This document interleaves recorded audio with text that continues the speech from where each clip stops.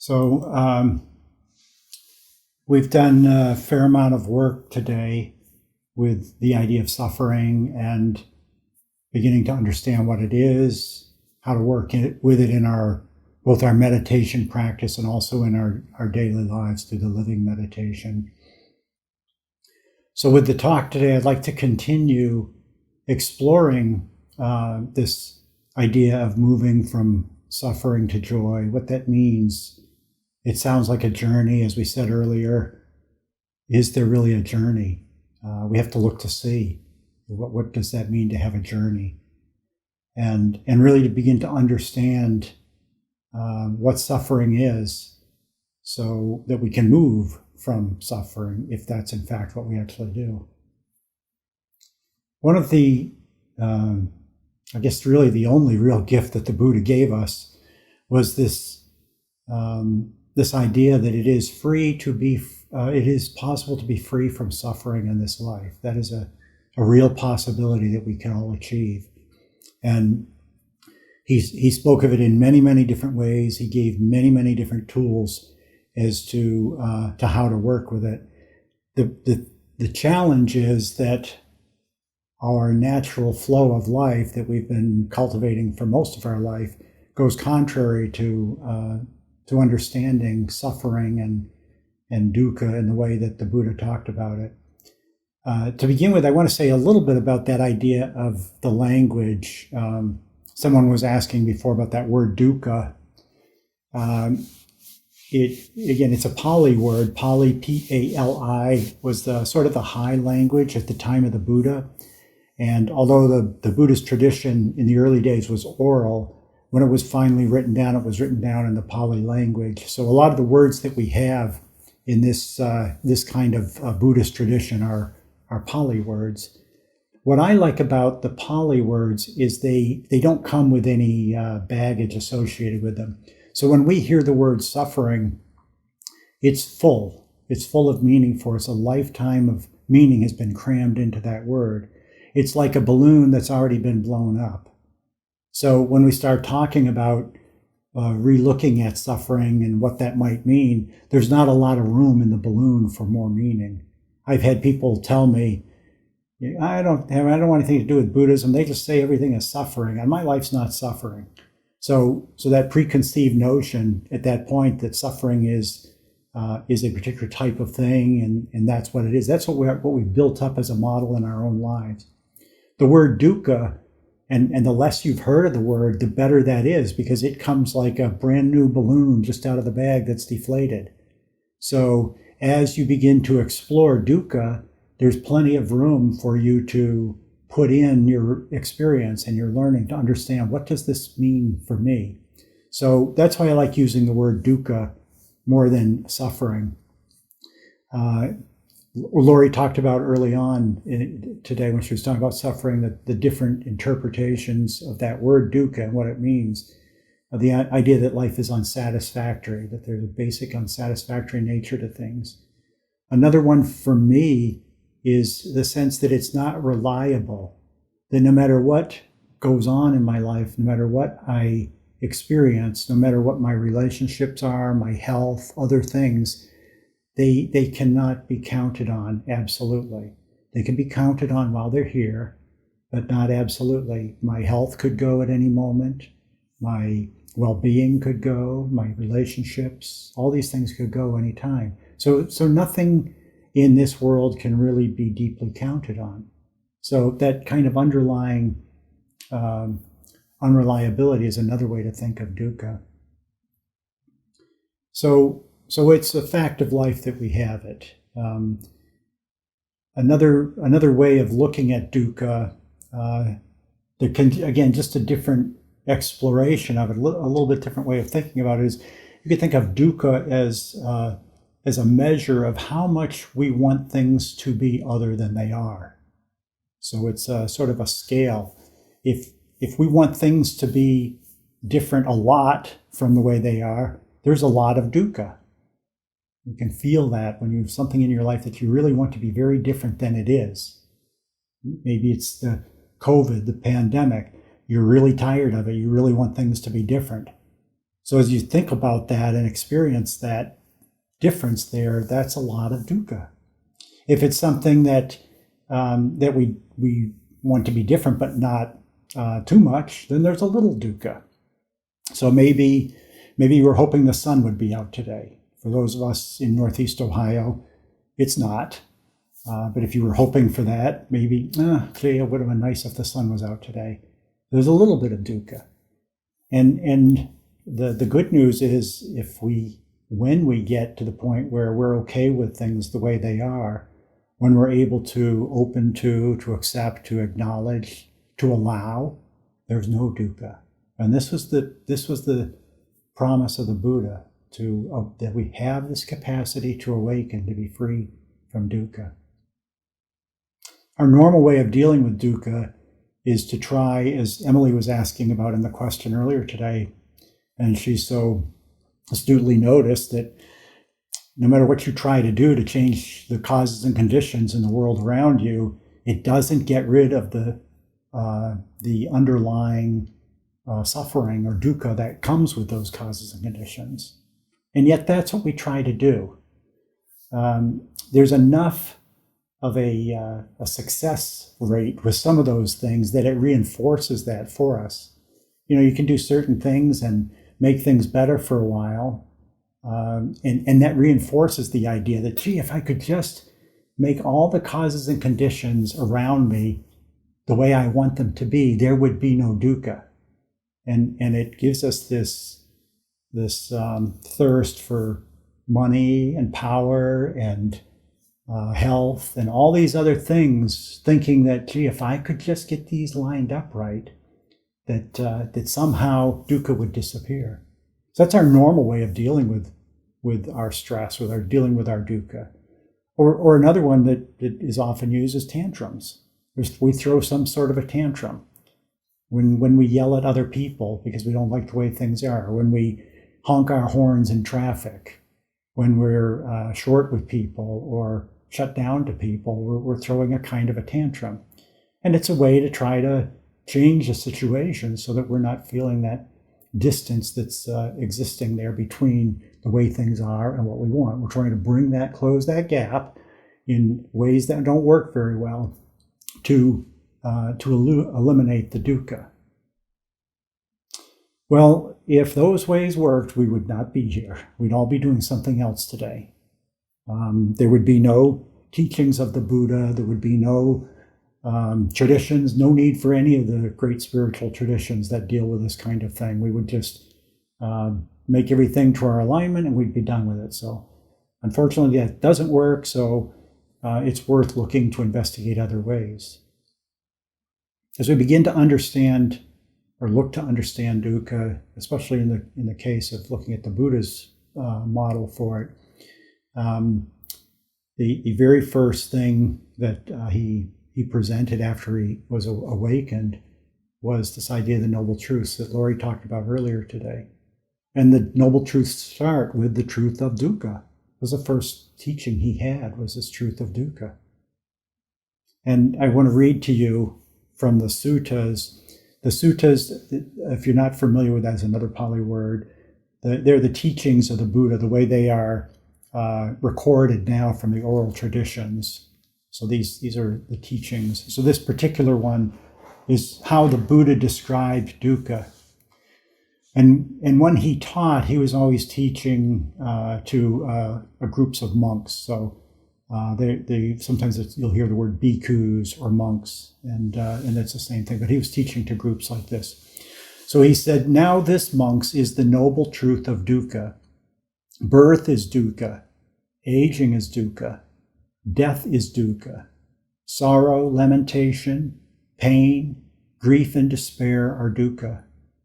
Association with the unbeloved is dukkha. Separation from the loved is dukkha. Not getting what is wanted is dukkha. In short, the 5 clinging aggregates are dukkha." I mean, that's big, isn't it? The 5 clinging aggregates, we'll talk about what those are in a minute. When you read this list of things that are dukkha, I mean, it is this world we live in. It's this conditioned world. And it's it's a pretty heavy way to start a model for life, but it's very useful in that it sets the stage that we've got a lot of work here to understand what we're talking about with dukkha and how we might move beyond it. So that's the first noble truth. The second noble truth was the other part of dukkha, how dukkha happens. And so the Buddha said this about the second noble truth. He said, and this, monks, is the noble truth of the origination of dukkha, the craving that makes for further becoming, accompanied by passion and delight, relishing now here and now there, that is, craving for sensual pleasure, craving for becoming, craving for non-becoming. So this is the root of this dukkha. This is the origin of it. So in these first two noble truths, we really have the heart of what the Buddha is. He's setting the stage with these two noble truths for what it is that we have to work with. We really need nothing more than those two things to be able to find freedom. There's nothing else we need to know about the world we live in to be able to find freedom. Now, the good news is, I think Lori said this morning, you start out with, she had the list of different words that could be used to describe dukkha. You read that list, and one by one you check them off. Faint unsettledness, yeah, I got that. Irritation, I have that. Impatience, I got that. Annoyance, definitely that. Frustration, I'm getting frustrated hearing this list. Disappointment, and we take on all these things as we hear them, and they all describe some aspect of us. So this feeling that we have around dukkha, it's really palpable to us as we begin to hear these things. And so on one level, hearing these words is really helpful, that it helps to define or bound what is it that we're talking about with dukkha. But at some point, it's also important we need to understand, what are these? What is the common factor under all these things, whether it's a faint unsettledness or all the way to agony and anguish? What's the common factor there? And this is where the noble truths come in of dukkha and the origin of dukkha. And we're not going to talk directly about them today, but the second or the third and the fourth noble truth are the Buddha's sort of moving back up. He said the third noble truth, there's a way out of this. We don't have to be stuck here, which is what we'll be talking about. And then the fourth is the Eightfold Path, which is the prescription of the Buddha, a way of living, a way of being that helps us to move beyond dukkha, move to freedom from it.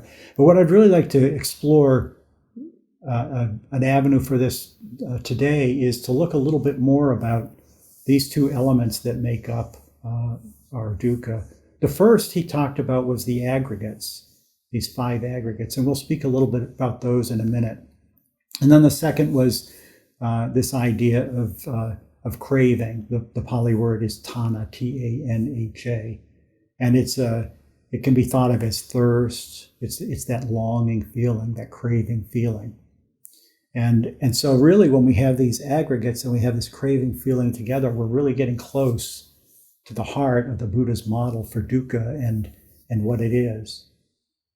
Another part of dukkha that I'd like to offer for you to investigate for yourself. And those of you who know me know I say this a lot, but it's really true. Please don't believe anything here. This is an invitation for you to look for yourself to see what resonates for you. Beyond your stories, beyond what you would like to be, what resonates for you. If we talk about craving or thirst, what is that for you? What does that mean for you? So this other aspect of dukkha I'd like to ask you to investigate is, I'm gonna call it momentary dukkha and aggregated dukkha. So momentary dukkha is a feeling. It's something that happens very quickly. So in the list that Lori shared with us this morning, like a faint unsettledness or an irritation, maybe even an impatience, these really small experiences that are unpleasant, those are the types of things when I'm talking about momentary dukkha. They happen and they go. They happen and they go. Often to the extent that we can't even stop and think about them before they've moved on to something else. They may be reifying themselves, But in that moment, it's just happening and then it's not. And so you have to really learn to look closely to see dukkha at that level, this momentary dukkha. When these begin to stitch themselves together, these moments of dukkha get stitched together, we get what I'm calling the aggregated dukkha. And this is usually what most of us think of with suffering. So something big happens and, I don't know, I go out to my car in this snowy weather and I got a flat tire. Oh, I can't believe I got a flat tire in this cold weather. I got to change it. And it's a big feeling and a lot of words in the head, a lot of stories. Something's happening to me. And it just grows and grows from one moment of a flat tire, which is probably the momentary dukkha, like, oh my gosh, my tire's flat. We now have built this story and the dukkha is growing. It's continuing to be fed by the stories that I'm telling myself about my flat tire, by the lamentation, the anguish, the not liking the way things are. I'm growing that space. I'm making a bigger space between the way things are and the way I want them to be. When I first came out, it was just a flat tire. Now my whole day is ruined. I got to call somebody. I got to check I got all these things I have to do. So it's important for us to understand the difference between momentary and aggregated dukkha. And by the way, those are my words. I've not seen it called out that way in the sutras myself, but I think it helps us to understand that what the Buddha was talking about when he said that the 5 aggregates are dukkha, he's talking about momentary dukkha. He's talking about momentary resistance to what is. The aggregated things are nothing more than a bunch of those put together. But there's a key part that comes with these two pieces that we need as a way to help us to understand this. And that's the idea of an I or a me. So in this combination of the aggregates and the craving, as these two come together, there arises a mirage that we call I or me. Now, the nature of that mirage is very interesting. It's like a rainbow. Can you call a rainbow a mirage? In one way you can. Another way you can say there's something there. So this is the nature of the I. I mean, if you explore a rainbow, you can't touch it. You can't reach out and find it. It moves. If you come close to the rainbow moves. I had an experience once years ago. I was driving down a highway and there's a rainbow, I don't know, probably 100 yards ahead of me. And it was really an interesting experience because as I was driving, the rainbow was staying ahead of me. There's no coming to the rainbow. Why is that? Because the rainbow is a mirage caused by causes and conditions. When the sunlight and the water drops come together in a certain way, a rainbow manifests. So from one level, I can say, yes, of course there's a rainbow. I can see it. It's right there. I can take a picture of it and show you that. So it's definitely there. But I can't touch it. I can't taste it. I can't hold it. I can't contain it. I can't retain it. I can't do anything with it except it appears there. And so it's a good metaphor for the I, for the me. I can certainly sense an I or a me. It's here. I can feel it. We can all feel this. I'm experiencing. I'm talking right now. There's a you, and there's an I there that's listening. What is that? But can you find this I anywhere? Have you ever tried to look for it and see where is it inside of this me, this body, this mind? Where is this I? It defies location. It defies pinning down. So it has a lot of the qualities that the rainbow has.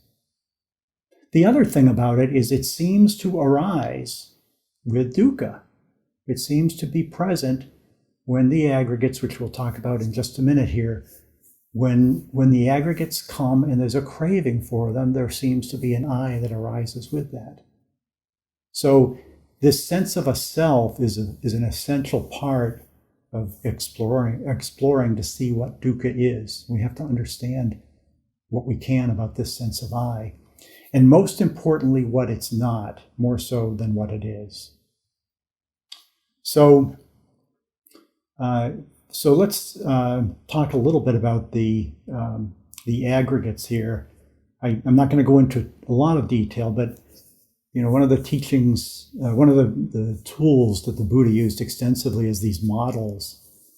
What he did is he took our experience and he broke it into pieces in these lists, different ways, so that we could explore the various pieces without the confusion of the whole self that's there, the whole entity of a me or my and I and body and mind and all that together. And then we could reassemble it with a greater understanding. It's much like a prism. If you take a prism and shine white light through it, it breaks it out into its constituent colors.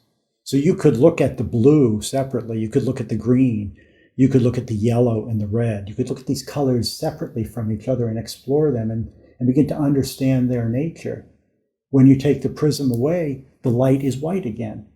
There never was those colors. There was only the white light, but you have a deeper understanding of what that white light is by having shown it through the prism. And that's really what we're doing with these lists and models that the Buddha has offered to us. So this idea of the aggregates is really just a model, a way for us to look at this experience of being here, to see what are some of the constituent parts that might be useful to work with. So the first of these is form. That's everything that's physical about us, all those things. The second is the feeling tone, pleasant or unpleasant or neutral. It's as simple as that. It's not the emotions when we talk about feelings in our regular everyday language.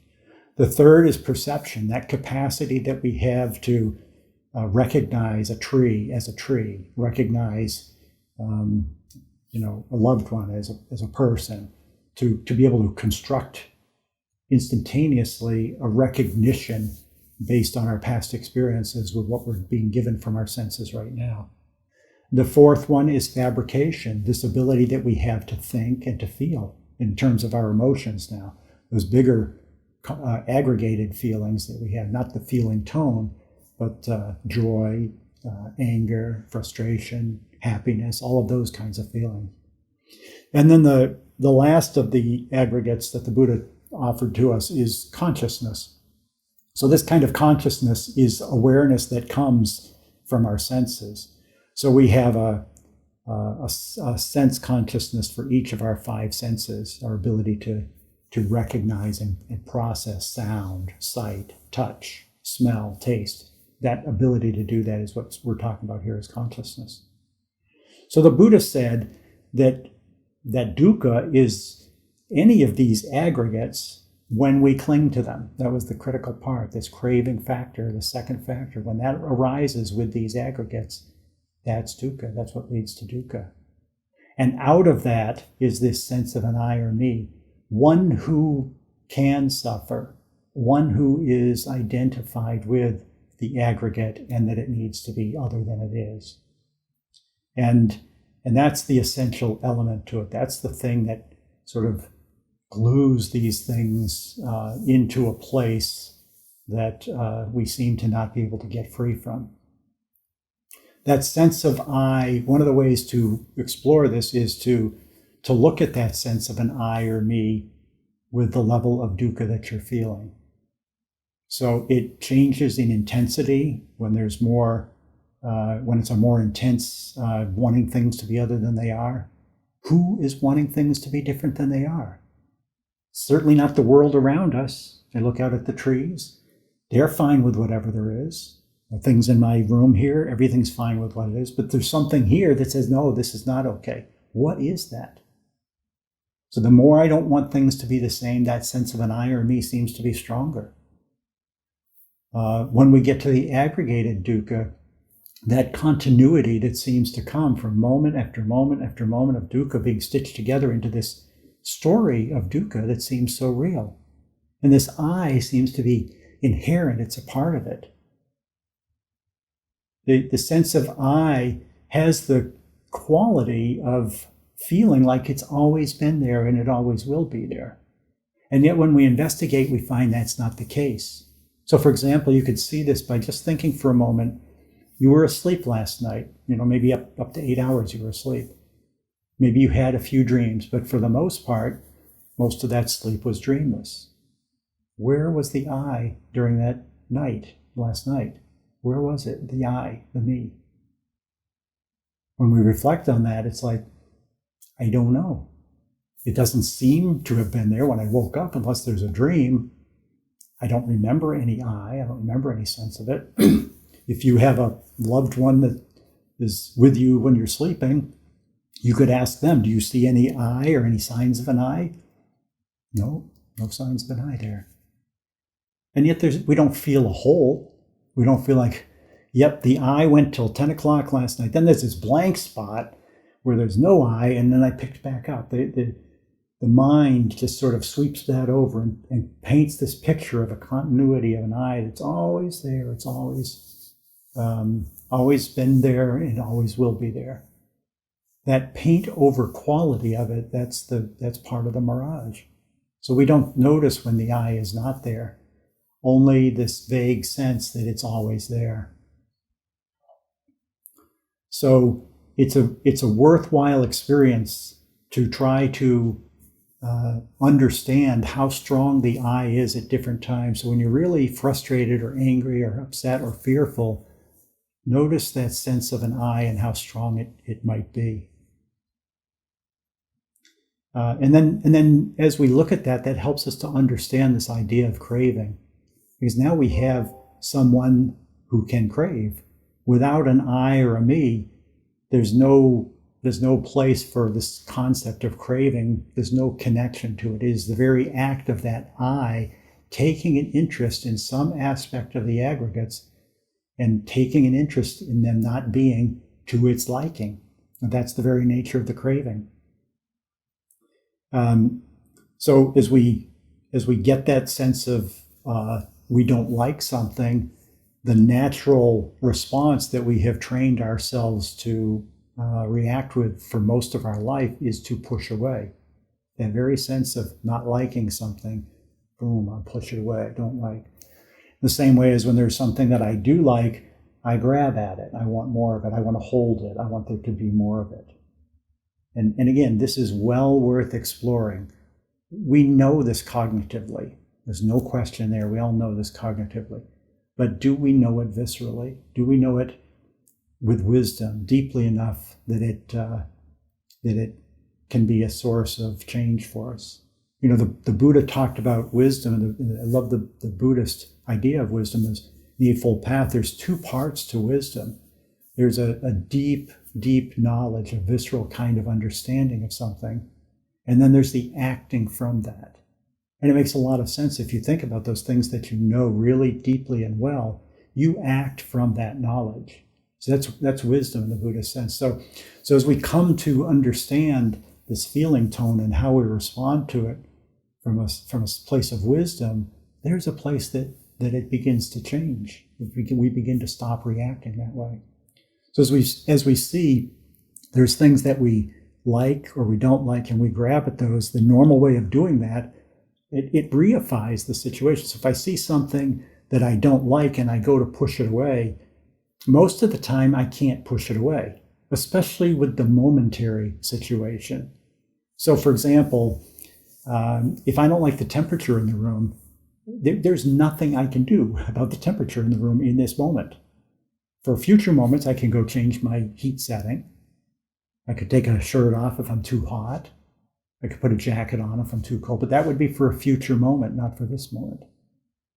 But this me does not care about future moments. It doesn't care about it. It's in this moment now, it wants its way. It wants the temperature to be perfect in this moment.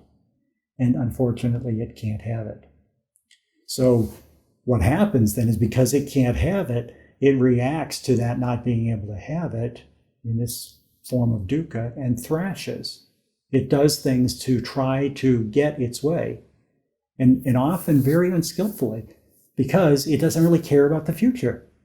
So if it's a conversation with a person, a partner, or a coworker, or somebody like that, you'll find this self inducing your body to say things that are unkind, that are untrue, that are unskillful, that may be hurtful, because it's thrashing out to try to make things okay for itself in this moment. And it'll do anything, it'll thrash out to try to do that. is like a person who's fallen overboard that doesn't know how to swim. It's just thrashing to try to save itself in that moment with no awareness of the world around it. And yet it is stronger. By being threatened like that, it is stronger than it was before. So, and this works the same, whether it's in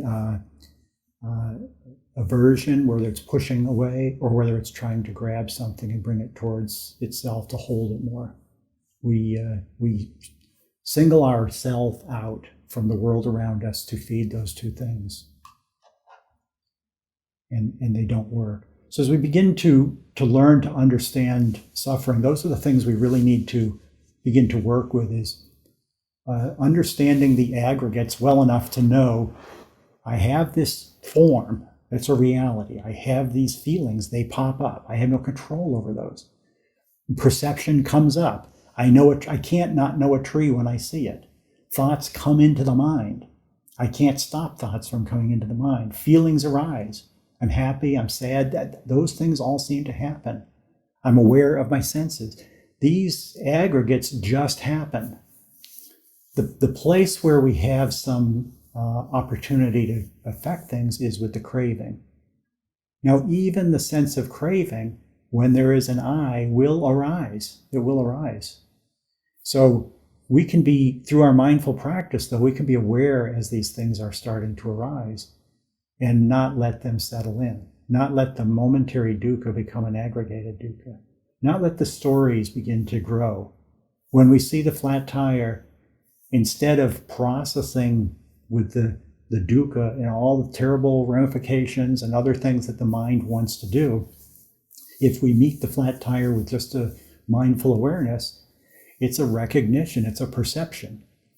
Flat tire. There's now an opportunity for discernment, for clear seeing. I need my car later. I need to change the tire. End of story. There doesn't need to be any other processing than that.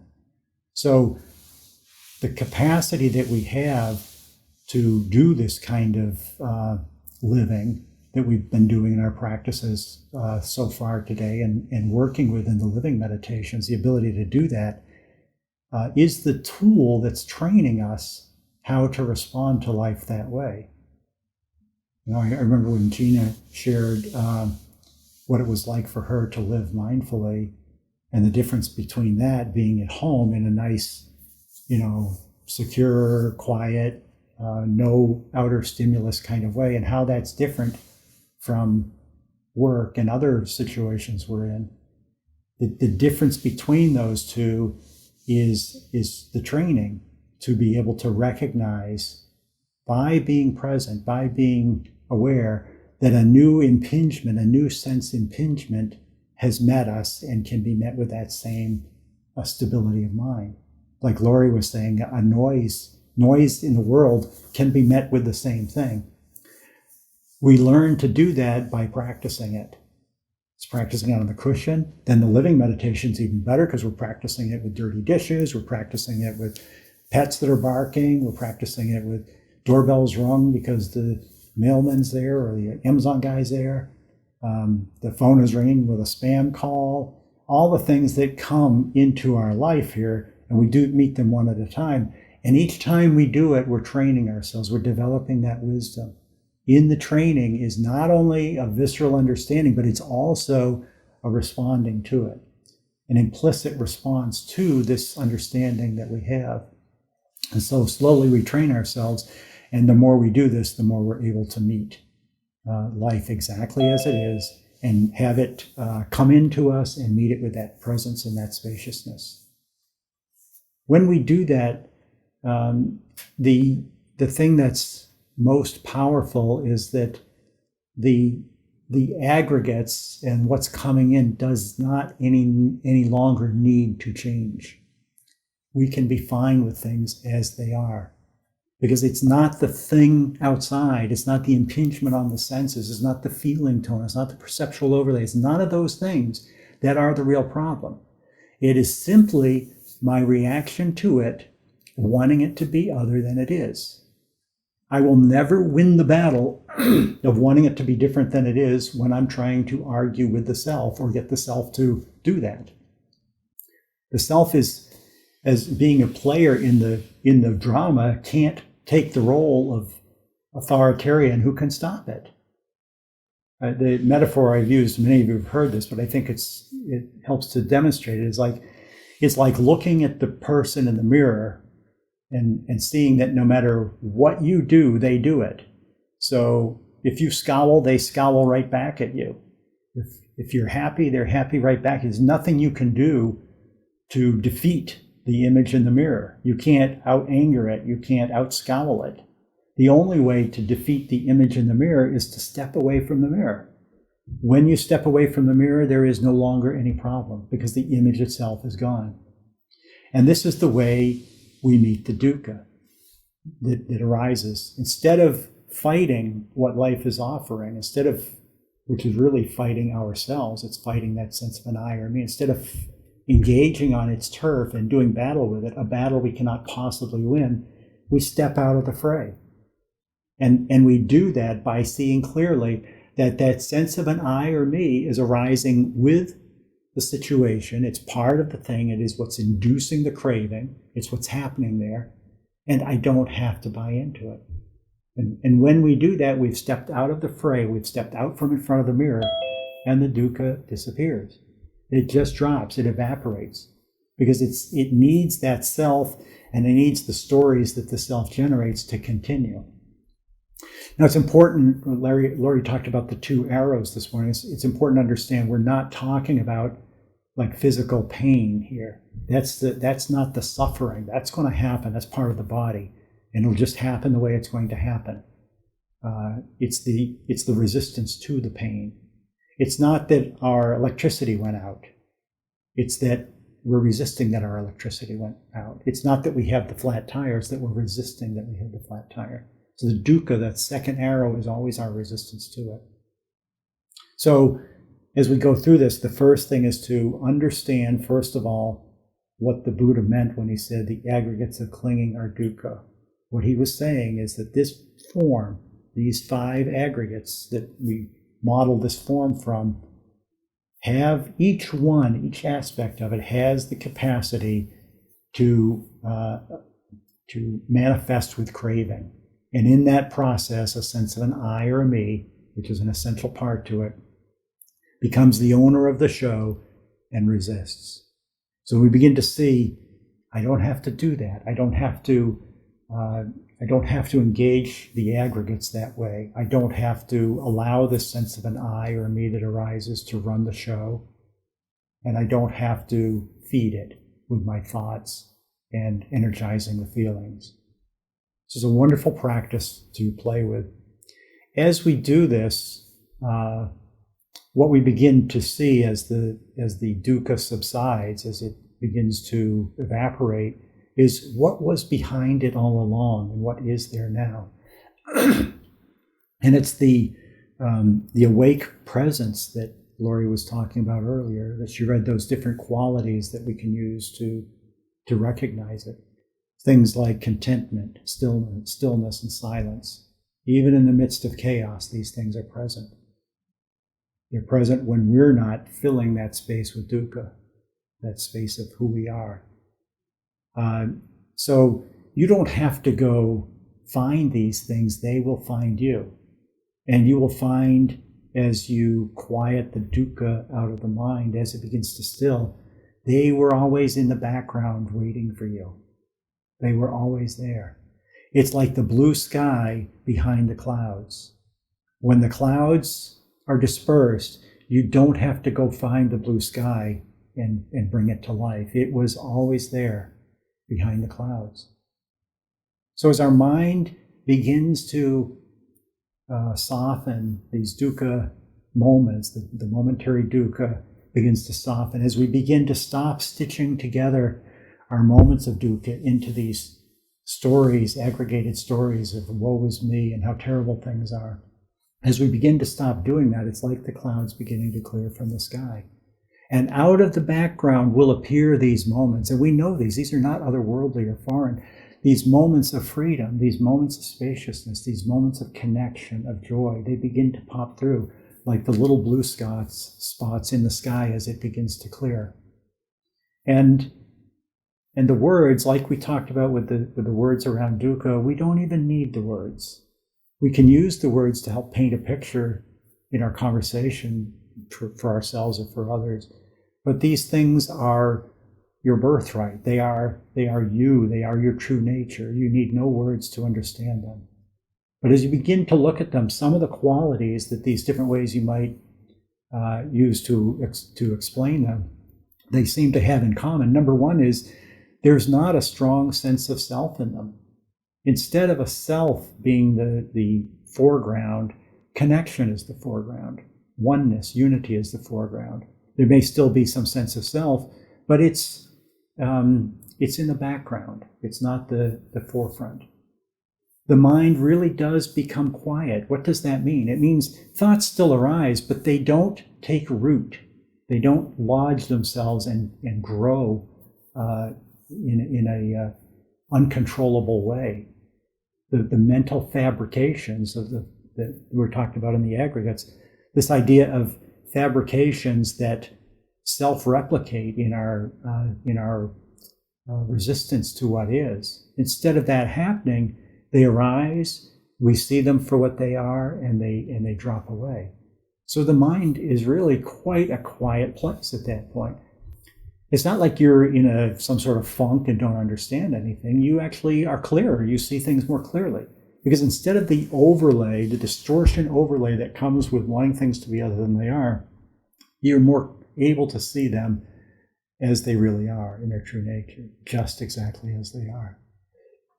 And you will find that you do have increasing moments of those qualities that Laurie read the list of. And you'll find some more meaningful for you. I know for me, that idea, one of the words she used was spaciousness, compassion, wisdom. Those words for me are probably the closest to describing that space. But investigate for yourself what words point to it for you. And just like we talked about in one of the things earlier, I don't remember where it was, but as you begin to experience these moments of peace, these moments of freedom, reflect on them, get to know them better. So you have one, there's the savor of that moment, but then also reflect on what is that like to feel that? What is it like to feel still? What is it like to be contented? What is it like to feel calm? What is it like to feel connected or compassionate? What is that like? So this very process now of reflecting, here's the situation that I had, here's the experience, here's what it was like, that reifies that for you. And it teaches your body and your mind to recognize that viscerally. It's one of the tools of cultivating this wisdom that we're talking about, is to reify these experiences so they become very real to your body and to your heart. Your mind can go on and do what it needs to do, but we're teaching below the level of the mind when we do that. We're teaching wisdom. And ultimately, the more of this we gain, the more we teach this wisdom to ourselves, the more we're able to see the reality of the aggregates and how they don't need to be clung to. This idea of craving and a self that's doing that is a story and does not have to be bought into. The more we see that, the more that we see behind all of that is this blue sky that's free of clouds, that has all these qualities to it, and that we begin to connect with it moment after moment and see that it is our true nature. This is where freedom comes. This is where the joy that we talked about initially is. And we see there was no journey. There was no place to go ever. We were always there. We just had an obscuration in the way. And when that's set aside, that freedom, that joy, that peace is there.